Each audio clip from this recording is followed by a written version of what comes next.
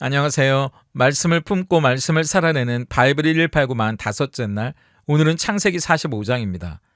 지난 44장에서 요셉은 넷째 형 유다의 이야기를 들었죠.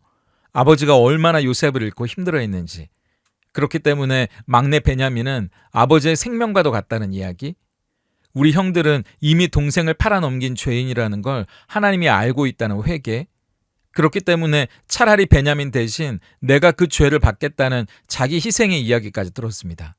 이어지는 45장은 두 가지 이야기로 되어 있는데요. 첫 번째 이야기는 요셉이 드디어 자기가 누구인지 밝히고 자기 신앙을 고백하는 내용입니다. 요셉은 유다의 이야기를 듣고 더 이상 참지 못하고 대성통곡을 하면서 형들에게 내가 당신들이 팔아넘긴 그 요셉이라고 자기 정체를 밝힙니다. 물론 형들은 믿기도 어려웠고 지은 죄가 있으니까 두렵고 불안했겠죠. 요셉은 그런 형들에게 두려워하지도 괴로워하지도 말라면서 본인은 이 모든 걸 하나님의 섭리 안에 일어난 일이라는 걸 받아들이고 있다고 이야기해 줍니다. 개인적으로 보면 이해할 수 없는 고통과 시련이었지만 이스라엘 민족의 차원, 그리고 하나님의 언약이라는 큰 이야기 속에서 하나님의 선을 만들어 가시는 계획이었다는 걸 지나고 보니까 알게 됐다는 거죠. 단순히 한 가문을 넘어 이스라엘이라는 한 민족을 번성케 하겠다는 하나님의 약속이 이루어질 수 있도록 요셉의 인생을 사용하셨다는 신앙의 고백이었는데요. 그렇게 자기의 인생을 해석하니까 그 안에서 형들을 용서하게 됐고, 달라진 형들을 보니까 한결 더 감사하게도 서로 얼싸안고 화해가 이루어지게 됩니다. 두 번째 이야기는 첫 번째 이야기의 결과입니다. 이 소식이 바로와 애굽의 신하들에게 전해지자 그들도 기뻐하면서 그 가족을 애굽으로 이주하도록 도와주게 됩니다. 요셉은 양식과 선물을 들려보내면서 아버지에게 이 소식을 전하게 하고 이 흉년의 때에 온 식구를 애굽으로 이주하도록 준비 절차에 들어가게 됩니다. 뒤늦게 이 소식을 들은 야곱은 죽은 줄로만 알았던 요셉이 살아있다는 것도 모자라서 그 요셉이 지금 이 흉년을 슬기롭게 대처해가는 훌륭한 애굽의 총리였다는 이 믿을 수 없는 사실 앞에 기쁨을 감추지 못합니다. 그리고 죽어서나 볼 수 있을 것 같았던 그 요셉을 살아서 만난다는 설레임 가운데 애굽으로 떠날 준비를 하는 모습으로 45장이 마무리됩니다. 이야기의 전개와 결말을 알고 있는 우리에게는 요셉이라는 한 사람, 그리고 야곱의 12아들 가운데 일어난 어떻게 보면 비극과도 같은 고통과 절망의 이야기가 드디어 해결되는 카타르시스를 주는 본문이기도 한데요. 45장은 그 카타르시스를 통해 중요한 이야기를 우리에게 들려줍니다. 인생 방정식의 해답은 하나님이라는 사실이에요. 수학 시간은 아니지만 방정식이 뭔지 사전을 찾아보니까 미지수를 포함하는 등식으로서 미지수의 값에 따라 참 또는 거짓이 되는 식을 뜻한다고 되어 있더라고요. 쉽게 이야기하면 1 더하기 x는 5라고 할 때 이 x의 값은 4가 되는 거잖아요. 1에다가 뭘 더해야 5가 되는지 그 값을 찾아내는 겁니다. 요셉의 인생에 풀어야 할 인생의 방정식은 두 가지였죠. 하나는 자기 인생에 왜 이런 이해할 수 없는 고난과 어려운 일들이 끊이지 않고 계속 생기는지에 대한 질문입니다. 태어나면서부터 어머니를 선택해서 태어날 수 있는 것도 아니잖아요. 라헬의 아들로 태어나서 아버지에게는 편애를, 형들에게는 미움을 받고 급기야 죽을 뻔한 위기를 맞죠. 구덩이에 던져졌다가 다시 살려주나 싶었더니 형들이 자기를 노예로 팔아넘기질 않나. 노예로 팔려간 집에서 억울한 일을 당해 감옥에 들어가게 되고, 감옥에서도 도와준 사람에게 뒤통수를 맞기도 하고, 정말 한 사람의 삶을 이렇게 드라마로 만든다면 너무 자기적이라고 비난을 들을 만큼 기구한 운명이잖아요. 또 하나의 문제는 형들에 대한 용서입니다. 감옥에서 자기를 잊어버린 술 맡은 관원이나 자기를 유혹하려다 모함한 보디발의 아내야 인생에서 만난 해프닝이라고 여기고 어떻게든 넘어갈 수 있지만, 이 모든 사태의 근원은 자기를 죽이려고 했던, 그리고 동생을 노예로 팔아넘긴 형들이잖아요. 그리고 말 그대로 형제 아닙니까?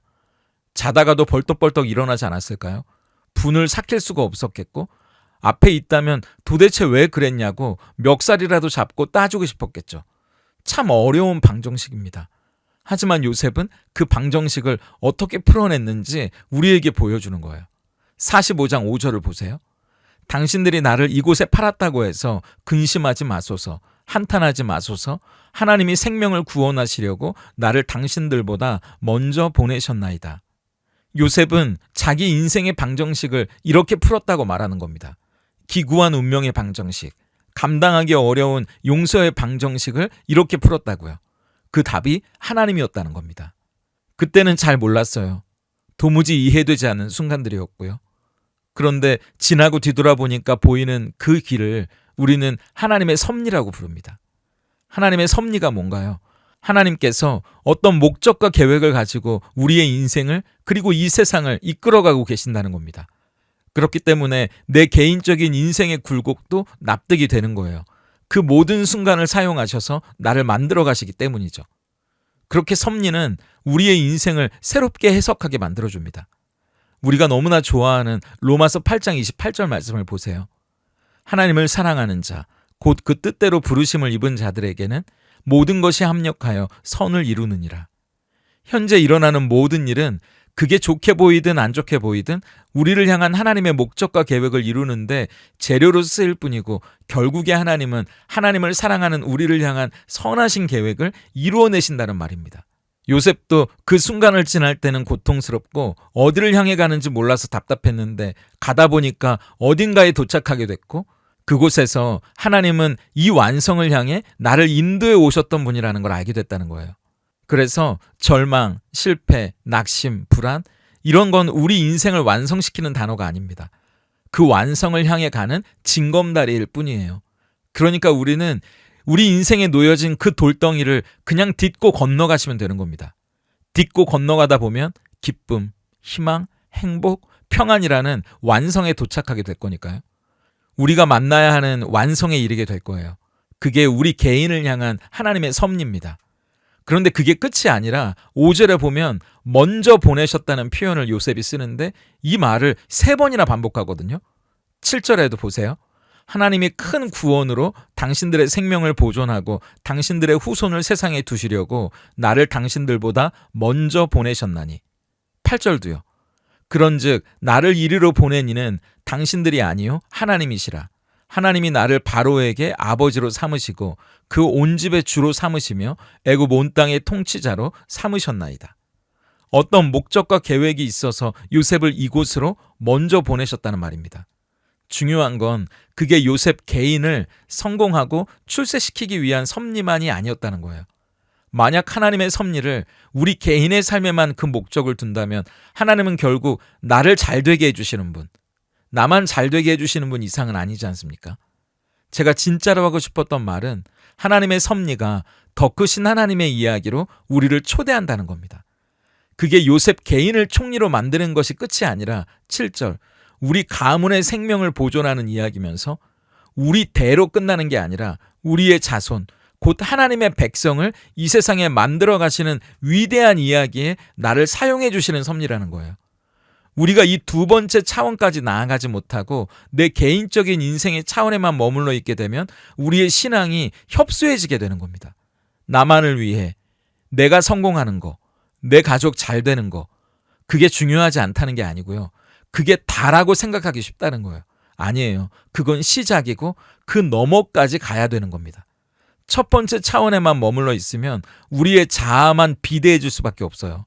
다른 사람은 모르겠고 내 성공, 내 행복, 내 잘됨을 위해서만 모든 것을 합력하여 선을 이루어 주시는 그 하나님을 따르는 이기적인 신앙에 빠질 수 있거든요. 그래서 세상이 교회를 손가락질하는지도 모르겠습니다. 아니에요. 나를 넘어서 이 세상을 향한 더 큰 하나님의 계획 앞에 서야 우리는 겸손해질 수 있고요. 그리고 문제를 더 크게 바라볼 수 있습니다. 그러니까 요셉이 총리가 돼도 평정심을 유지할 수 있잖아요. 내가 잘나서가 아니라 이스라엘 가문이 흉년에 살아남을 수 있도록 하기 위해서, 또 내일 보겠지만 이 이스라엘 가문이 가문으로 끝나는 게 아니라 애굽으로 이주해서 큰 민족을 이루도록 하기 위해 내 인생을 사용해 주시는 거잖아요.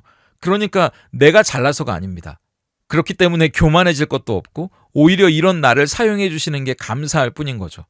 그렇기 때문에 형들을 용서할 수도 있는 거예요. 단순히 감정적으로 접근할 게 아니라 이스라엘을 큰 민족으로 만드는데 저 형들의 시기 질투까지도 사용하신 거구나.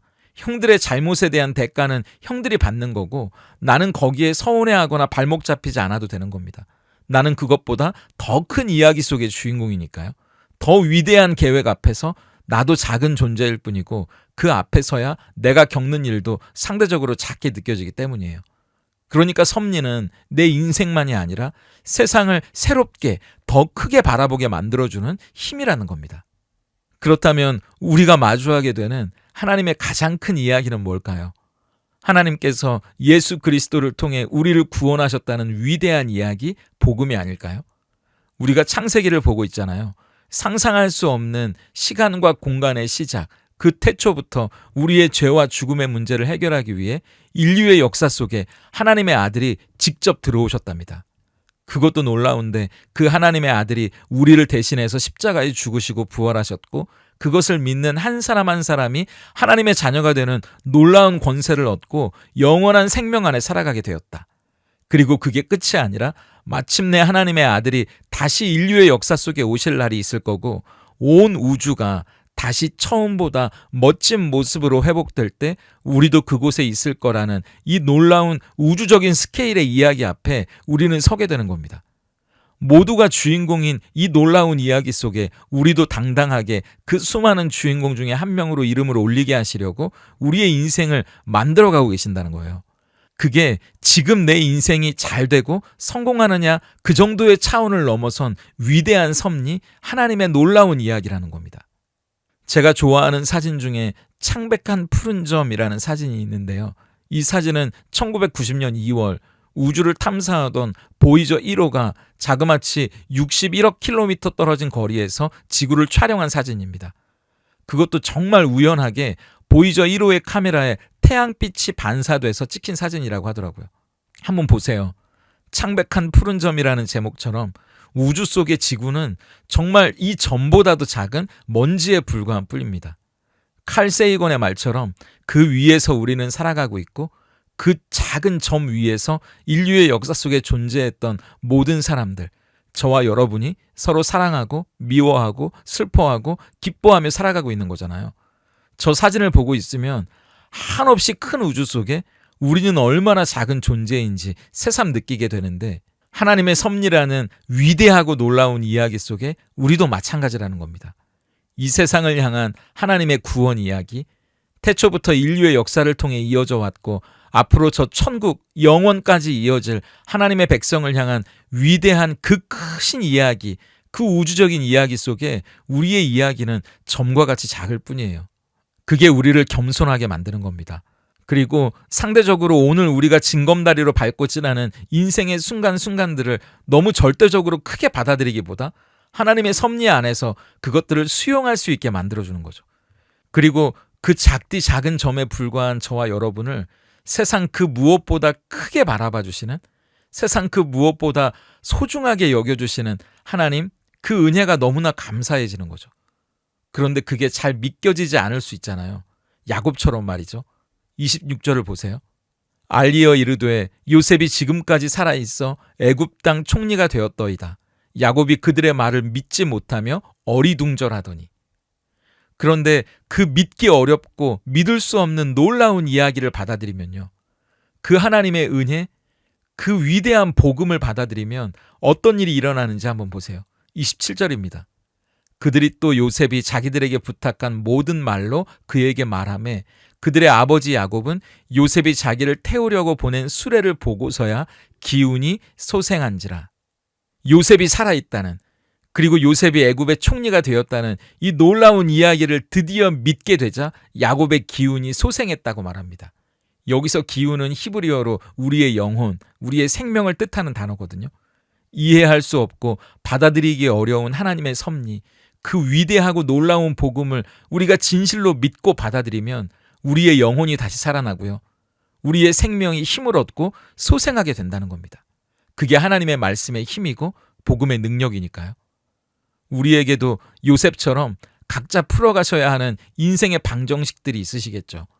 그 인생 방정식의 미지수에 하나님의 섭리, 한번 복음을 대입해 보세요. 그때 우리의 인생이 새롭게 해석될 겁니다. 그리고 복음 안에서 세상이 새롭게 보이게 될 거예요. 그것이야말로 우리의 영혼을 다시 살아나게 하고 생명이 힘을 얻게 하는 은혜가 된다는 것을 신뢰할 수 있는 오늘이 되기를 소망합니다. 오늘 바이블 1189 적용입니다. 첫째, 하나님의 섭리는 우리 인생을 해석하는 동시에 세상을 새롭게 바라보게 해줍니다. 내 안에 해결되지 않은 문제들, 지금 마주하고 있는 어려운 일들이 해결된다면 그걸 통해 내가 우리 가족, 우리 교회, 우리 직장, 그리고 맺고 있는 관계들 속에 어떤 하나님의 선한 일의 도구로 쓰임받을 수 있을지 한번 생각해 보세요. 그리고 그 일들을 위해 기도해 볼 수 있기를 바랍니다. 둘째, 하나님의 섭리를 받아들이면 기운이 솟생한답니다.